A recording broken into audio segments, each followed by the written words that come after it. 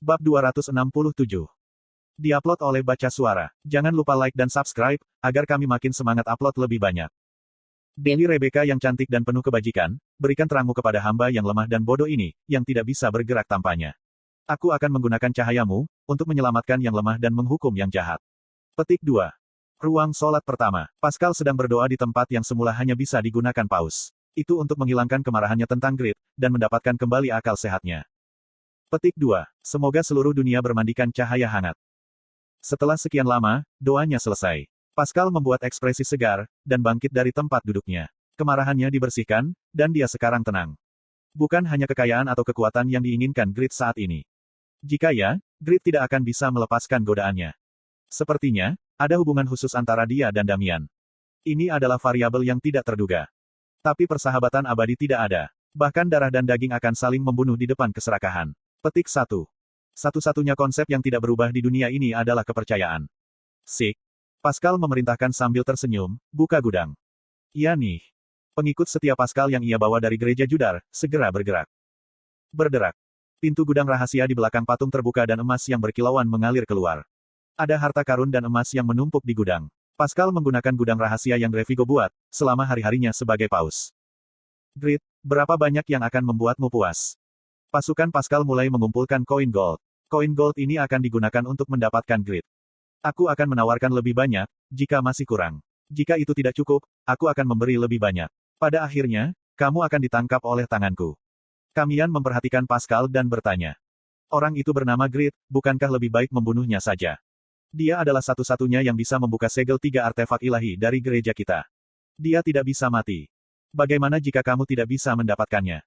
Haha, itu tidak akan terjadi. Dia sangat serakah. Dia pasti akan menerima kebaikanku. Petik 2. Pascal yakin, tapi Kamian tidak yakin. Dia binatang buas. Dia tidak pernah bisa dijinakkan. Kamian memperhatikannya, ketika dia mengarahkan pedangnya ke pergelangan tangan Grid. Grid tidak berkedip sekali. Dia siap memberikan tangannya, untuk menyerang leher Kamian. Jujur, itu membuat Kamian merinding. Ini bukan skill yang berkembang, setelah bertarung sekali atau 2 kali. Momentumnya luar biasa. Mungkin aku harus bertarung dengan baik. Kekuatannya mungkin dipuji oleh gereja. Tapi, akan menyakitkan dalam banyak hal, jika dia menjadi musuh. Kaisar telah memerintahkan Kamian. Pascal harus menjadi paus. Kamian dengan setia melaksanakan perintah Kaisar. Jadi, dia tidak bisa mengabaikan bahaya. Keluar. Kamian bergerak untuk menghindari mata Pascal, dan memanggil seorang assassins dari Kaisar. Assassins Kaisar, assassins yang disebut Crow. Ada cahaya yang berkedip di kegelapan dan bayangan itu bertanya pada Kamian. Kamu melihat pria bernama Grid, kan? Bisakah kamu membunuhnya? Apakah itu pertanyaan yang perlu ditanyakan? Aku bahkan bisa membunuh tikus. Petik 2. Itu tidak bohong. Crow memiliki kemampuan untuk membunuh ksatria musuh. Suatu hari, assassins terkuat Doran dan Kasim menghilang, jadi Crow sekarang adalah assassins terkuat yang ada. Jawaban yang bagus. Bunuh Grid secepatnya. Nantikan besok pagi. Dia akan digantung di patung Dewi Rebeka. Crow segera menghilang. Grid mengerutkan kening, ketika dia dibimbing ke kamar Isabel.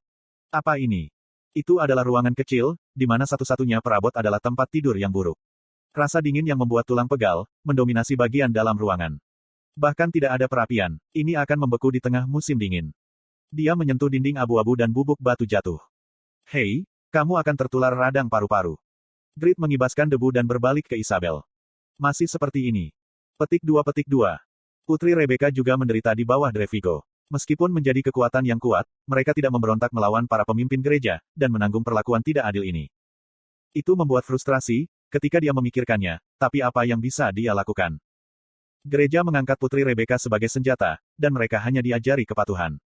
Cuci otak yang dalam ini, seperti belenggu. Itu kesalahan gereja, bukan milik mereka. Di permukaan, gereja menyatakan kedamaian dan kasih sayang, tapi tidak ada kasih sayang.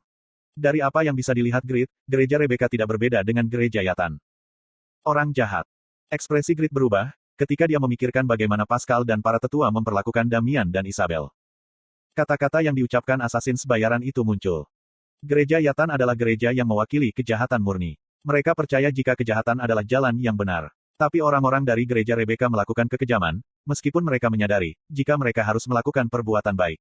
Bagian depan dan belakang berbeda, sehingga mereka jauh lebih licik dan lebih berbahaya daripada gereja Yatan. Ini bukan kasus dengan gereja Rebeka di masa lalu.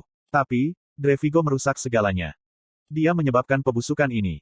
Para pemimpin gereja Rebecca saat ini adalah mereka yang terkena dampak Drevigo. Sebagian besar dari mereka sudah mencicipi buah manis yang ia tawarkan kepada mereka. Dan dia menyadari, jika mereka merasakan kegembiraan, karena melecehkan orang lain. Bisakah mereka melepaskan kesenangan ini? Tidak. Buktinya, mereka mengikuti Pascal tanpa berusaha mengatasi godaannya. Pemangkasan diperlukan. Damian harus menjadi paus. Dia mungkin seorang otaku, tapi Damian adalah orang yang murni. Gereja Rebecca akan berubah, jika dia menjadi paus. Slot iklan. Kamu bisa pasang iklanmu di sini. Pertama-tama, Pascal tidak bisa menjadi paus. Pascal berasal dari kekaisaran. Dia adalah putra Earl Cirita, yang kuat dari kekaisaran. Jika Pascal menjadi paus, kekaisaran akan dapat memanfaatkan gereja Rebecca secara bebas. Lowell yakin, jika kekaisaran akan menjadi lebih kuat daripada sekarang. Grid setuju. Suatu hari nanti, aku akan memusuhi kekaisaran, ketika aku menjadi raja. Jadi, mereka seharusnya tidak menjadi lebih kuat dari sekarang. Grid berpikir sejenak, sebelum membuka mulutnya. Damian, kamu harus memulai kampanye kamu sekarang. Pastikan kamu benar-benar mengiklankan, jika aku pelindungmu. Huroy akan membantumu. Ya. Orator peringkat pertama, Huroy. Kata-katanya memiliki kekuatan, untuk menangkap telinga dan hati orang. Dia pasti akan menjadi kekuatan besar bagi Damian.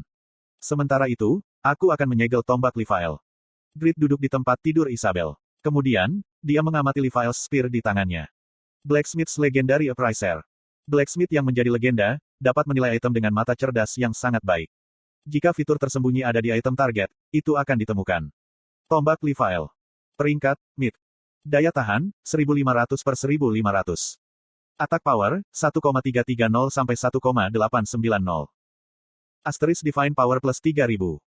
Asterisk semua statistik plus 200. Asterisk 300% peningkatan pemulihan HP. Asterisk menambah damage plus 5000 pada setiap serangan.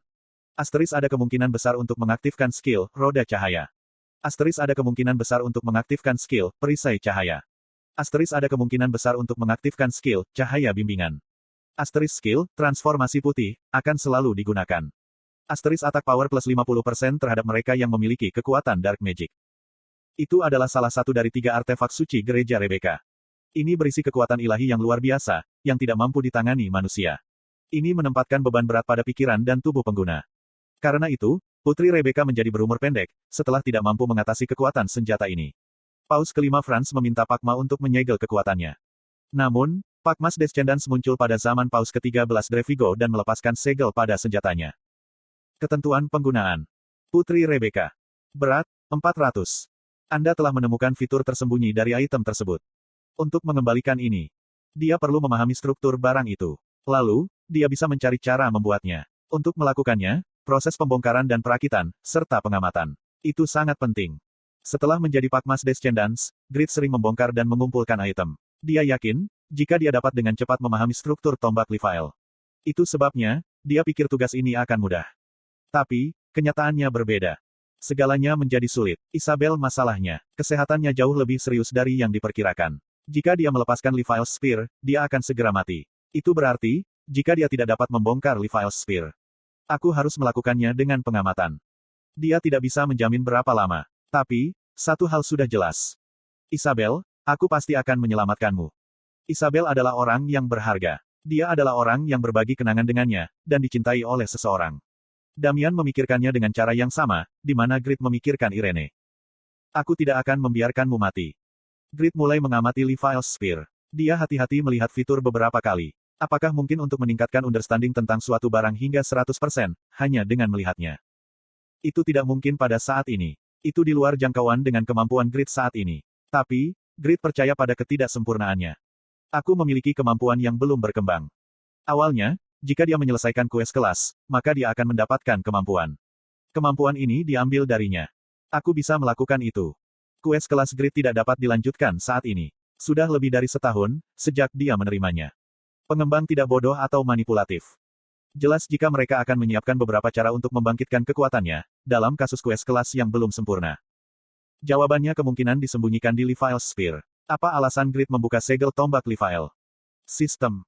Di masa lalu, panah sistem mengarahkan Grid untuk membuka segel tombak Leviel.